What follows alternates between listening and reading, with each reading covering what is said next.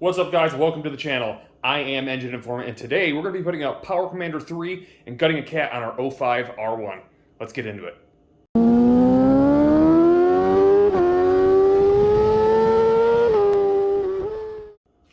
Alright, so moving forward. The reason I am putting this on, and a lot of you guys are probably thinking, oh, he wants more power. Well, that's kind of part of it, but that's not all of it. However, let's talk about that first part. The 04 to 06 R1s have the least amount of torque in that low to mid-range, which is what the R1 is kind of known for. And I'll be honest with you, I really like this bike, but this bike doesn't feel a whole lot different from a similar year R6. It's very, very kind of light and easy to ride at the bottom, which is not a bad thing.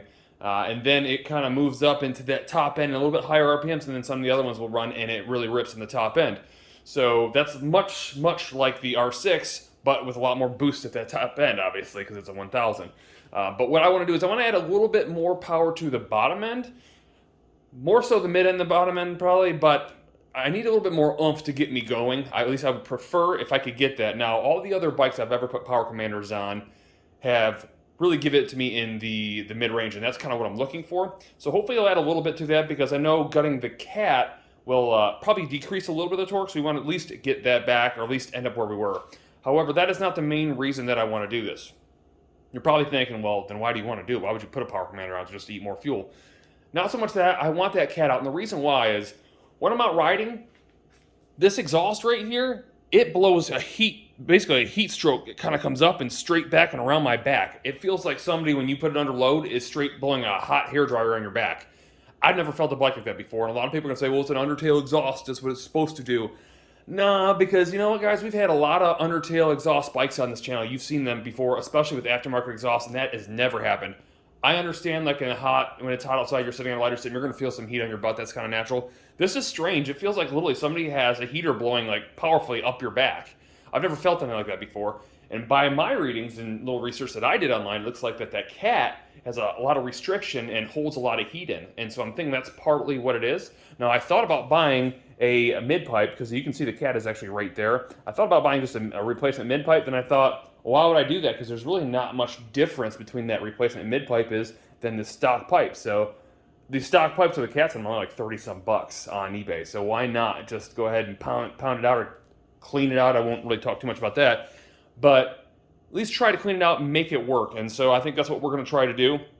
It's not only that, this bike heat soaks really, really easy. Now, all the fluids have been run through, bled and all that, so I don't have any problems with that. But this bike, without a doubt, if I'm sitting at a stoplight or I'm riding in the city, heats up to over 200 so quicker than any other bike I've ever had. And again, my research shows that this helps with that. I don't know that to be true because I've not personally done it, but we're going to find out today. So let's move forward and get into it. All right, so here we have our Power Commander 3.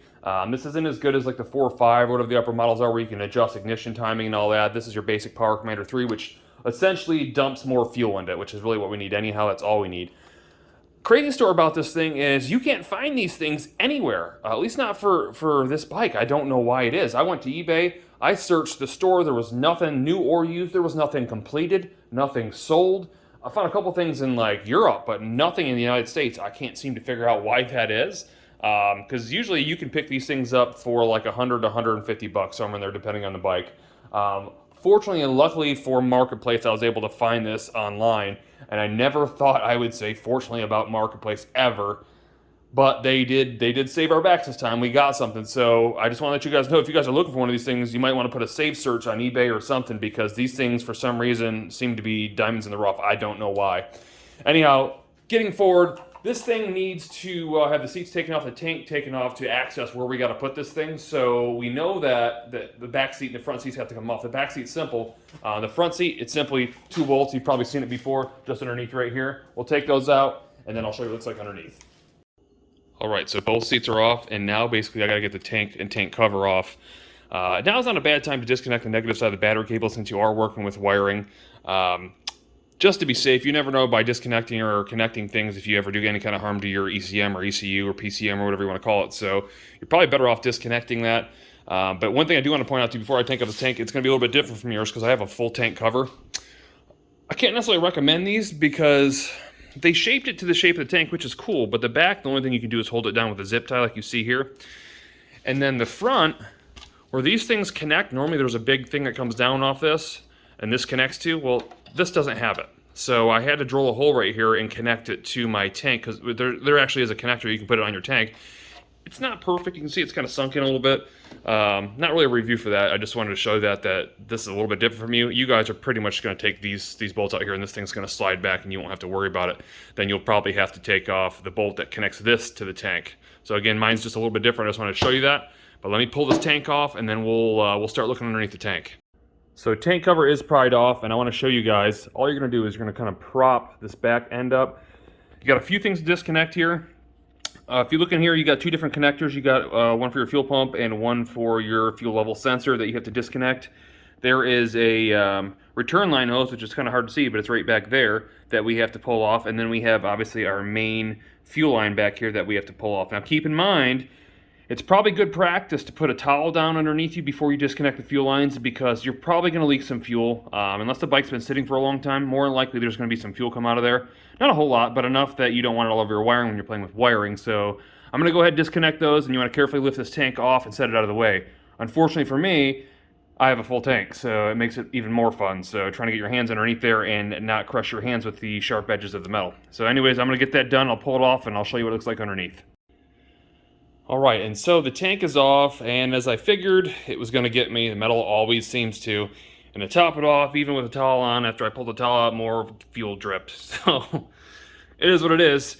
Moving forward, I believe that this is the connector we need to access right here for our power commander.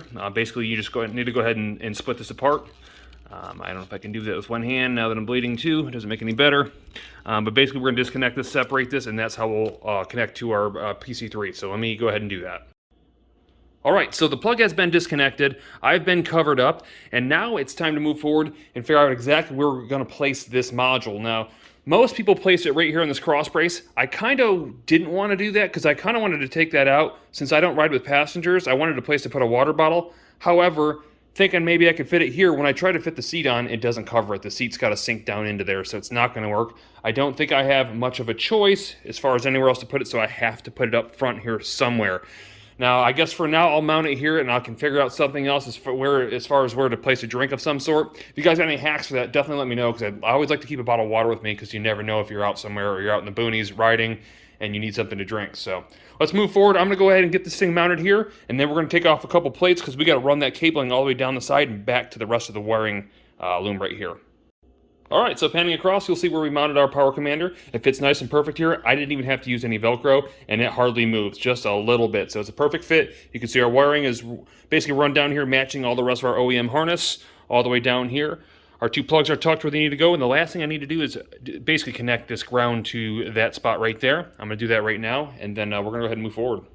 Alright, so now that all is done, I could go ahead and connect the negative battery terminal. However, I'm not going to yet because we got other stuff to do. I'll just kind of do that at the end. One downside of already mounting this is getting to the USB is going to be kind of difficult. I'll probably have to come in through here. I'll be able to do it. It's just a little bit more difficult because I got a nice tight fit so it doesn't rattle around. Anyhow, let's move forward. Let's talk about our cat. Now, looking at our cat, which is right here, our mid pipe, we want to go ahead and be able to get that out, obviously, and to do that, yours might be a little bit different from mine if you have a stock exhaust or a different aftermarket exhaust. For me, I'm going to try to slip off these pipes right here by undoing these band clamps and a few spring loaders right here. These things should pop out, and then I have, obviously, my main mount bolt, which is right there, and a bolt down here holding the lower, and this thing should slide out. So let me see if I can get that thing out real quick. Alright guys, so there is our cat removed. Again, all I had to do was loosen up the main clamps up here on the slip-ons, take off the two springs on each side, slide those back. I loosened the two lower band clamps and the mid pipes went ahead and slid off. And then all I had to do was get off the bracket and the lower bolt. And what do you know? Here's our mid pipe with our built-in cat. Now, if you look there, that is our honeycomb. Now, for legality purposes, I'm not going to show you how to remove this because in some states that is illegal. Fortunately, here it's not, but in some it is, so I can't show that. But I will tell you that any person with half a brain, a hammer, a screwdriver, or even a hole saw bit could really have a good time and easy time removing that.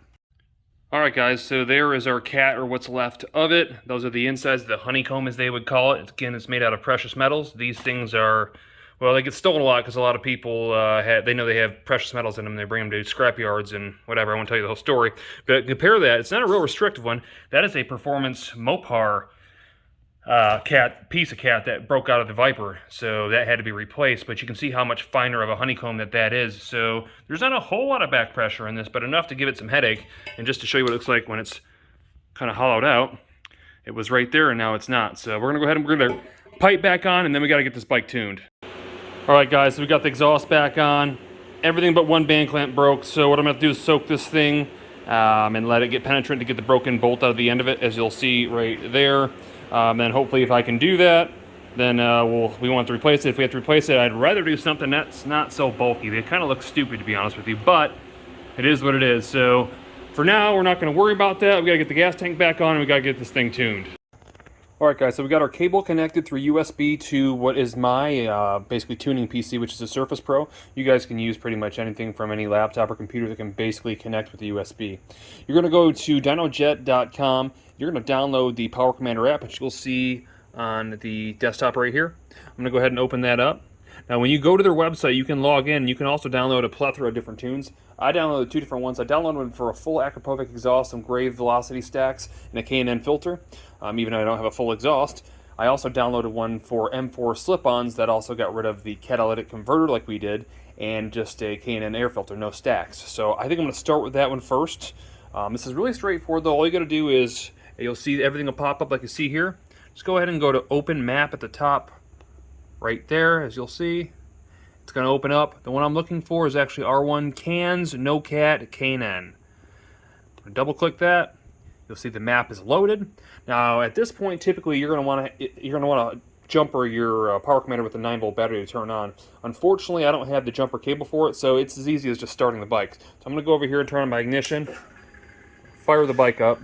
I'm going to go in and I'm going to click on Send Map. If I can get over there. My mouse doesn't want to work very well. And right there, Send Map. Power Commander map sent successfully. We're going to shut the bike down.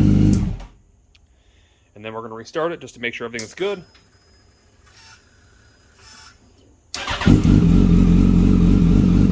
You know you're connected because you can see your RPMs and everything based on it. So we know we're set up, and we should be able to rev now and run the bike. So all I can do now is go on a test ride. I'm not going to do that at this very moment just because it's raining out. It's not very nice out. But I want to let you guys know it's as simple as that as far as your tune. I'll put a link in the description below as far as the link for the software and where you can pick up your tunes. So let's go ahead and move forward.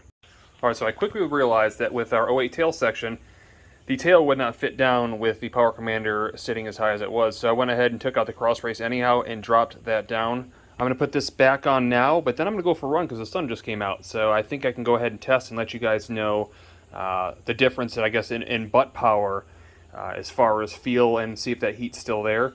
I didn't do a run beforehand to show you guys power differences, maybe of just watching the RPMs or whatever, but I'll let you know either way what I felt and how that concluded. Alright guys, so back from the ride, and I'm going to say right up front, it's Power Commander for the win. Definitely a huge difference. So I want to give you guys a comparison from when I rode the other day to when I'm riding just now. The other day it was 87 degrees outside, but right now it is 77, so you had a 10-degree ambient air temperature difference. I don't know how much of a difference that is, but it probably makes some sort of difference. The ride I took the other day, the bike, it heat soaked quick. Like, I was at the traffic lights, and they weren't very long actually. There wasn't that much traffic, and it was already up to 210, and the fans were kicking on 215 or something like that. Today, same route, there was more traffic, and I was in the lights longer, and the temperature never went up past 183. So something's going on. I know it's 10 degrees cooler outside, but I don't think it's going to make that big a difference. I think something's going on there. In addition to, there was no heater blowing up my backside, so whatever issues that cat was doing was definitely not happening anymore with the cats being gone. So I'm really excited about that. That was the best part of everything. Exhaust note, I didn't really notice much of a difference. I did notice prior to taking the cat out, I had a lot of gurgling because I deleted the AIS system.